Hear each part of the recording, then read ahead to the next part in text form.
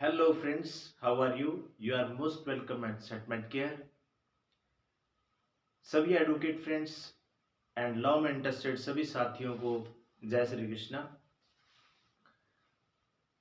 Today's our topic grounds of bail in NDPS Act.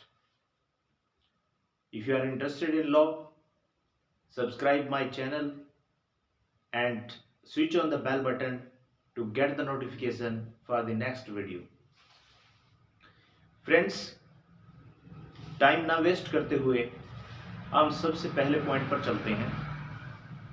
सबसे पहले हम ये देखते हैं कि बेल लगाने का यानी जमानत लगाने का रूटीन क्या रहता है. एनडीपीएस एक्ट में कोई नशीले पदार्थ के साथ जब भी पकड़ा जाता है तो उसे 20 साल की सजा हो जाती है और लाखों रुपए जुर्माना हो जाता है. तो सबसे पहले हम ये देखते हैं कि रूटीन क्या रहता है बेल लगाने का, जमानत लगाने का. देखिए, हम बात करते हैं स्मॉल क्वांटिटी, मीडियम क्वांटिटी और कमर्शियल क्वांटिटी. जब हम स्मॉल क्वांटिटी की बात करते हैं, स्मॉल क्वांटिटी में मैक्सिमम मैजिस्ट्रेट जो है मोस्टली जो होता है वो 10 दिन में 1 वीक में बेल जो है एक्यूज्ड को दे देता है. तो हमें जमानत इस तरीके से लगानी चाहिए, जैसे सपोज कोई एक्यूज्ड आज पकड़ा गया, उसको पेश किया गया पुलिस द्वारा और हम साथ के साथ बेल लगा देते हैं. एडवोकेट के सिर पे पार्टी बैठी रहती है, यानी जिनका केस होता है उसके भाई बंद बार बार रिक्वेस्ट करते हैं. सभी ये चाहते हैं कि हमारा बंदा जेल में गया है तो वह जल्द से जल्द बाहर आ जाए. तो इसीलिए वकील भाइयों को उसकी बेल लगानी पड़ती है. और एक एडवोकेट के माइंड में ये भी होता है कि बेल नहीं होगी. उसे पता होता है पहले ही, क्योंकि जज का रूटीन पता होता है, वो कोर्ट में वहीं बैठा है, डेली प्रैक्टिस है, आना जाना है. लेकिन क्लाइंट्स के दबाव में आके, क्लाइंट्स के प्रेशर के कारण जो है वो बेल लगा देता है. तो मेरा तो सजेशन यही रहेगा कि अपने वकील के ऊपर प्रेशर ना दें आप. तो जैसे ही कोई व्यक्ति स्मॉल क्वांटिटी में पकड़ा जाता है पुलिस द्वारा, तो उसके ऊपर जो भी एलिगेशन लगा है स्मॉल क्वांटिटी में, चाहे वो हेल्पर था, चाहे वो सेलर था इस प्रोडक्ट का, तो हफ्ता 10 दिन लग जाते हैं. तो कई बार ऐसा भी होता है, कोई देखिए, ये कोई लॉ नहीं है सेटल्ड के बेल अभी मिलेगी या बाद में मिलेगी. कोई सेटल्ड लॉ नहीं है इसके लिए. 10 दिन में भी बेल मिल सकती है, 20 दिन में भी मिल सकती है और 30 दिन में भी मिल सकती है. कोर्ट की डिस्क्रिशनरी पावर है. अब बात करते हैं मीडियम क्वांटिटी की. मीडियम क्वांटिटी यानी मीडियम में हाई क्वांटिटी की बात करते हैं. तो इसमें मोस्टली होता है कि महीना 2 महीना कस्टडी होनी चाहिए.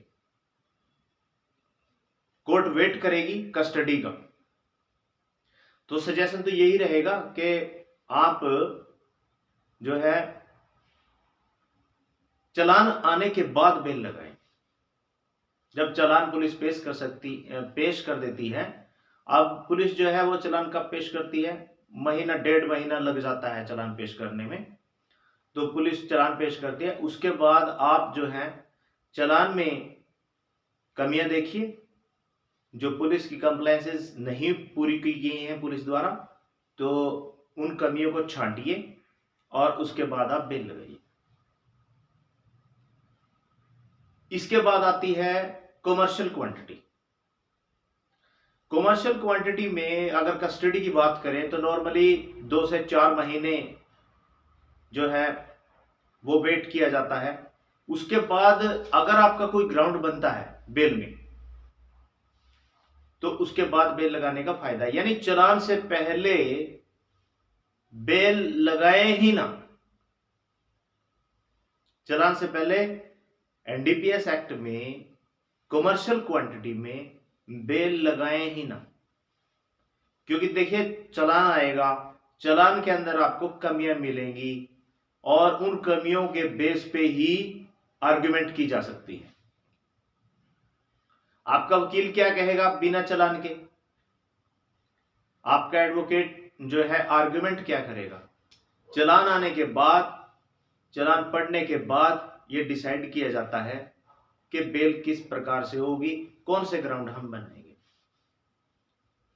यदि हम ग्राउंड्स की बात करते हैं, ग्राउंड्स क्या क्या हो सकते हैं। फर्स्ट ग्राउंड तो कस्टडी का ही है कि कितने दिन की कस्टडी है। सेकंड ग्राउंड यह बनता है कि क्वांटिटी कितनी है। स्मॉल क्वांटिटी है तो आपको बेल जल्दी मिल जाएगी, और मीडियम क्वांटिटी है तो बेल थोड़ा लेट मिलेगी, और यदि कमर्शियल क्वांटिटी है तो कमर्शियल क्वांटिटी में आपको वेट करना पड़ेगा। ये बात हुई क्वांटिटी की। जब चालान पेश होता है, एफएसएल का हम ग्राउंड ले सकते हैं। यदि चालान में एफएसएल रिपोर्ट सबमिट नहीं की गई है एजेंसी द्वारा, इन्वेस्टिगेटिंग एजेंसी द्वारा यानी पुलिस द्वारा, अगर चालान के अंदर एफएसएल रिपोर्ट नहीं आई है तो यह भी आपका एक ग्राउंड है बेल लेने का। अगला ग्राउंड बनता है आपका, आप चालान में देखिए कि क्या सेक्शन 50 की कंप्लायंसेस पूरी की गई हैं। सेक्शन 50 में गजेटेड ऑफिसर जो है वो सर्च करता है यानी तलाशी लेता है। अगर गजेटेड ऑफिसर द्वारा यह तलाशी नहीं ली गई है, प्रोडक्ट नहीं बरामद किया गया है, यानी पुलिस द्वारा तलाशी ली गई है, पुलिस का ही गजेटेड ऑफिसर यदि तलाशी नहीं लेता है तो यह भी एक बेल का ग्राउंड है। अब बात करते हैं पब्लिक विटनेस की, आई विटनेस की। यदि पुलिस ने कोई भी आई विटनेस नहीं बनाया है तो यह भी बेल का ग्राउंड है। दूसरा, पुलिस ये कह सकती है कि कोई विटनेस बनने को राजी ही नहीं हुआ था, तो एडवोकेट कोर्ट में यह कह सकता है कि यदि कोई विटनेस, यानी जो विटनेस जो मौके पर था लेकिन विटनेस बनने के लिए राजी नहीं हुआ, क्या आपने उसको शामिल तफ्तीश किया है, क्या उसका नाम पता पूछा है आपने, यह भी एक बेल का ग्राउंड है। जो एक्यूज्ड पकड़ा गया है उसका कोई अगर क्रिमिनल रिकॉर्ड नहीं है तो कोर्ट के ऊपर उसका अच्छा प्रभाव पड़ेगा, उसको भी बेल मिलने में बड़ी आसानी रहती है। देखिए जो हाई कोर्ट है, हाई कोर्ट ही बेल देता है कमर्शियल क्वांटिटी में। सेशन कोर्ट से 90% बेल जो है वो रिजेक्ट होती है। कमर्शियल क्वांटिटी में हाई कोर्ट ही बेल देता है, हाई कोर्ट से ही बेल करवाई जाती है। सपोज किसी व्हीकल से यह प्रोडक्ट बरामद होता है, वो व्हीकल प्राइवेट था, पब्लिक था, इस तरह का भी ग्राउंड बनता है। यदि पब्लिक व्हीकल था और वहां किसी बैग में एक्यूज्ड द्वारा वो प्रोडक्ट रखा गया था तो यह साबित करना मुश्किल हो जाता है कि एक्यूज्ड का था या फिर किसी और का था, तो यह भी आपका एक ग्राउंड बनता है। हर केस की हिस्ट्री अलग होती है, हर केस का सीन अलग होता है।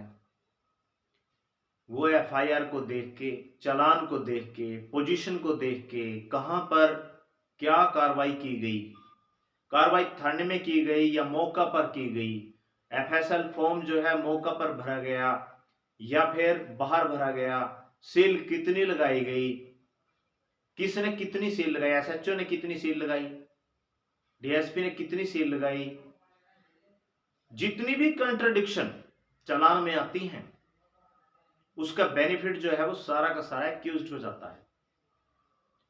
तो वो सारी चीजें देखनी पड़ती हैं।